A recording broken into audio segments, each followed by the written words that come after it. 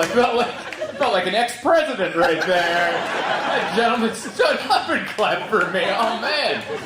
I'm kind of nervous now. Like, I don't want to let that guy down now. Good Lord. Thank you, everybody. One more time for Jeremiah and Bob. Make it loud. So nice to be here. This is my first time here in Eugene. I've missed Eugene, Oregon on all my trips, and I'm glad it worked out. I've done Albany, Oregon. I've done that.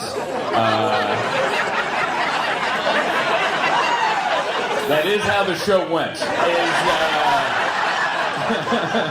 I've done that one. I was at a bowling alley, and I stayed at the Phoenix Inn next to the adult shop right off the freeway. Exactly, yeah. That hotel came with the gig. In case you're wondering, like, why'd you pick that one? That's the one we wanted to pick, yeah.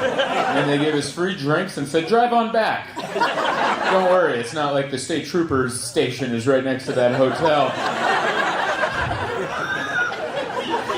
But yeah, that was the first time I was like, that had to be 15 years ago. That was so long ago. That was back when you could have hired me for a bowl of soup. And I was just trying to be a comedian, and somehow I got this booking at a bowling alley in Albany, Oregon. I think I paid $400, and I'm like, yeah. And I got a buddy of mine. I was like, come with me. He's like, I'm coming.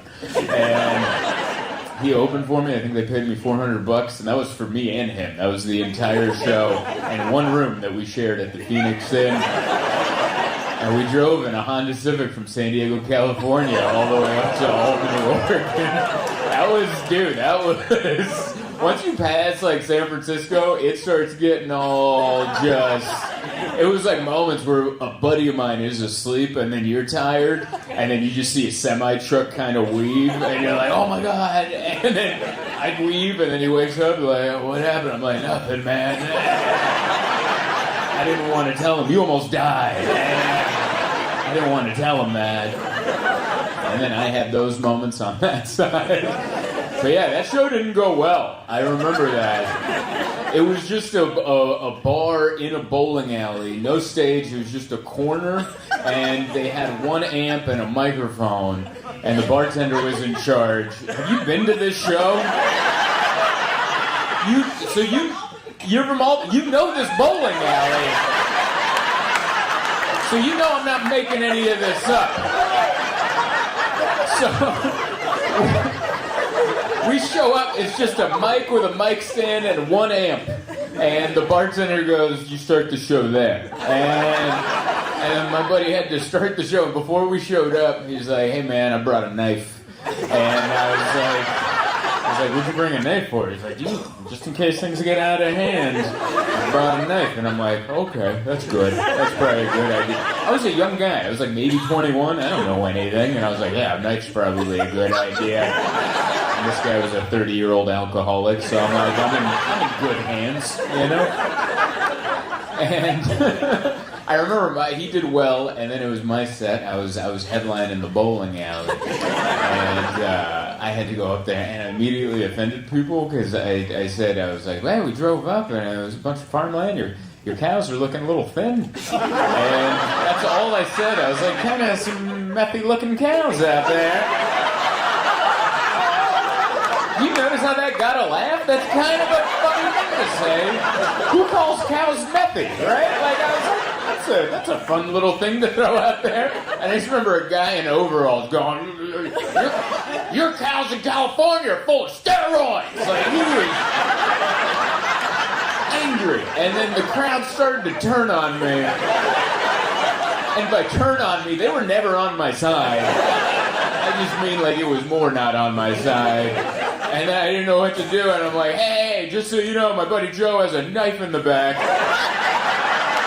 In case any of you country bumpkins decide to get upset. And then my buddy Joe was like, what are you saying?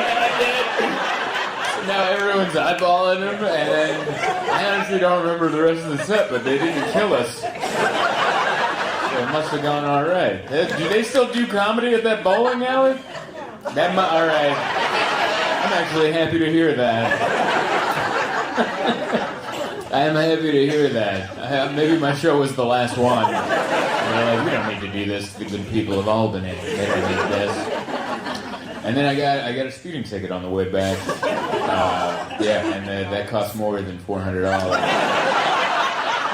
So immediately lost any kind of money. I don't even know what the profits would have been with gas and food and driving up from San Diego, but whatever those profits were, they were dashed. And I remember my buddy tried to warn me. He's like, hey man, I've been through Oregon, and their speed limit is 65, and they drive it. And I was like, all right. And then I'm on the freeway, and everyone drives it. You guys do follow the speed limit. But we had just had a bad show at a bowling alley. I just wanted to get home. We had like a 17-hour drive or whatever to get back home, and I'm like, I stomped that. And as soon as I got it up to 80, it was like a windy little thing, and then there was a cop, and we made eye contact. And I was like, no! And he pulled me over. I didn't even have an argument. He came by, you guys have the troopers with the hat, with the belts on the back. That's impressive to hold a hat on. You're like, no, I just need a belt over my head fat right back there. Just strap it onto my head gut, and that'll keep it in. And he came by and he goes, do you have any idea why I pulled you over? I'm like, I was going fast. And he's like, why are you going so fast? I'm like, I just bombed at a bowling alley. I was just trying to get the hell out of the state. That's all I was trying to do. I'm glad we get another swing at it. This is already... I like Eugene. Eugene's way better than... No offense.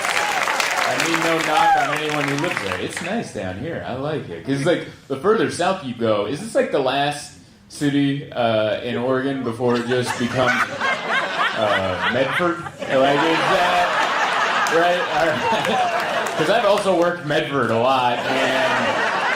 You know, Medford's the only town that I've told them, I'm like, hey, your town it's kind of a butt town here, right? And they were like, what are you talking about? Like, usually when you travel, like even in Albany, I was like, hey, you guys kind of have a little town here, don't you? And they're like, yeah. Like, they understood who they were, you know? They understood where we were. They understood what was going on. But in Medford, it was like, what? How dare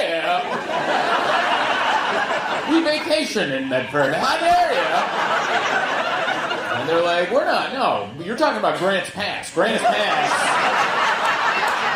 is a bunch of hillbillies, not us here in Medford. And I had to let them know. I'm like, no, both of you. Both of you. You don't get to make that distinction. Both of you.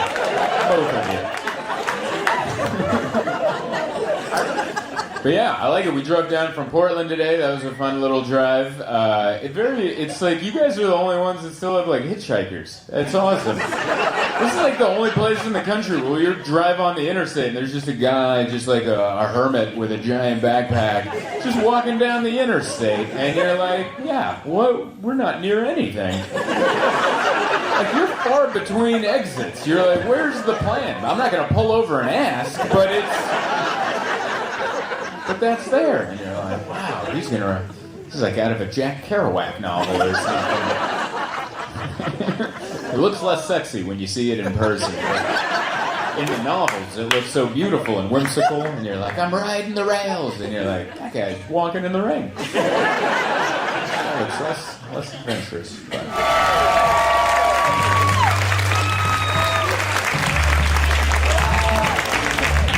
One more time for Jeremiah, everybody.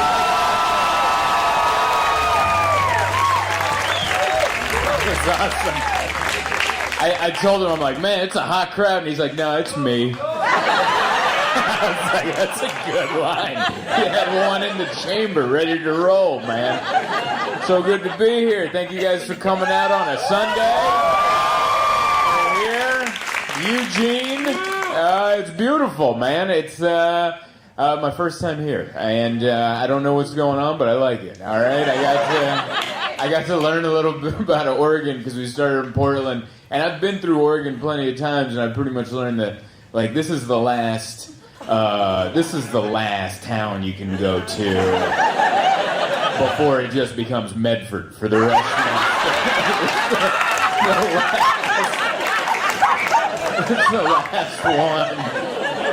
And I've done many shows in Medford, and oh boy. I liked it. They were just the only town that I've ever performed in. When I told them, like, oh yeah, it's kind of sucks here, right? And they were like, what? Like, because that's like a comedian thing. You travel around, and sometimes you're in big cities, sometimes small ones, sometimes little butt towns, and you're like, yeah, it's a little butt town out here, isn't it? And they're like, no, this is where we come to vacation. And they'd be like, you're thinking of Grants Pass. And I'm like, no, you both suck. Both of you. Like, what are you talking about? Oh, yeah, they still do shows at Chadwick's Pub at the Rogue River Regency in Medford. Yeah, if you're ever there, get a room there. I've seen the police there a lot. It was always a fun gig, but yeah. I remember the one time I went, and I was like, I wanted to do something fun and educational. Like, I like to go to museums and stuff. And they had a tour in Grants Pass for to see the river, the Rogue River, on a speedboat, like on a jet boat kind of thing. And on the website, they're like, come take a tour of the historic Rogue River on a jet boat, and it made it look educational. I was like, hell yeah, we just showed up. There's not. It's just like a muscle car on the water, and there's a guy with a headset, and he's mainly talking about the engine. That's what he's. We got a double carburetor, 8-cylinder. Sometimes he would talk about stuff, but he's like, oh, we're gonna open up all the cylinders now. And he would point out educational stuff here and there, but it would be mostly about him doing donuts. That he would yell shake and bake, and then that meant he was going to do a donut, and we're all going to get wet. And so it was bizarre. He'd just be going like, hey, oh, do you see there's a bald eagle right there? Everyone get your cameras out. Just get a picture of that bald eagle. Everyone get that picture? Yeah? Shake and bake! And then we'd go a little bit down further and be like, oh, you see that bridge right there? That was built in like 1852. Lewis and Clark walked over it or something. I don't know. And get a good picture of that. That's a good bridge right there. All right, ready? Shake and bake! Do another one. And I remember it got sad. There was a moment where a little girl started crying in the front of the boat, and he was like, what's wrong? What happened up there? And someone said, like, she got stung by a bee. And you're like, oh, no, don't worry, I got an ice pack. And he just passed up, like, a bottle. It was just a can of Bud Light. That he had in a cooler. And like, he called it an ice pack. And I'm just watching this can of Bud Light go to the front of the boat. And they just held it on this little girl's arm for her bee sting. And it was all somber on the boat, and after a few minutes, he's like, how's she doing up there? And then there was a thumbs up from some guy in the front that she's doing better. He's like, all right, shake and bake! One more. And, so yeah, I like all of Oregon, but there's all these, there's all these different parts. I'm still trying to get the vibe of Eugene. This is where Nike started, right? Nike? All right. All right, is that okay? I like it. I brought it up, and you guys were like, we don't talk about that. All right. You guys were like, I didn't know he was going to make it political. I don't even know if Nike's political, but you never know these days. I like Nikes. I wear those. Thank you. You guys are so jazzed for a Sunday.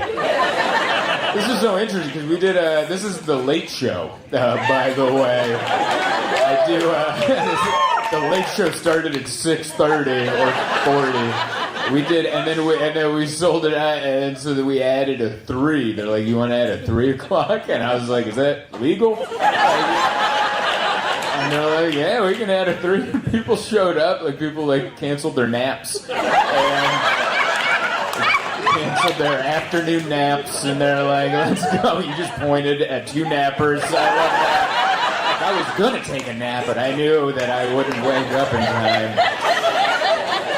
I love people that come to see me, because that's, like, I was in Portland on Friday, and we did 2 shows there, and the late one started at 9:45, and so it was very late, and I know my people, and I told them, I was like, next time I come back, this 9:45 show, we'll do it like 4 p.m. And the entire it was a theater. Like I just yelled charge at January 6th. There's a guy dressed like a yak, and I'm like, where the hell did that guy come from? That's what my people, we'll charge for a 4 o'clock show.